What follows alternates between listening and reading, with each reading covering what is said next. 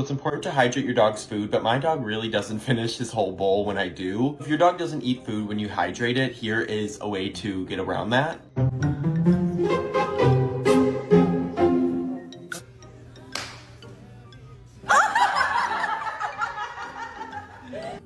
Hands in.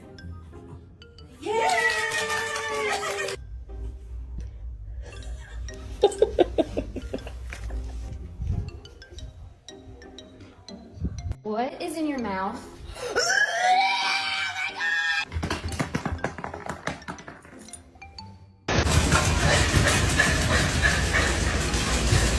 Come here.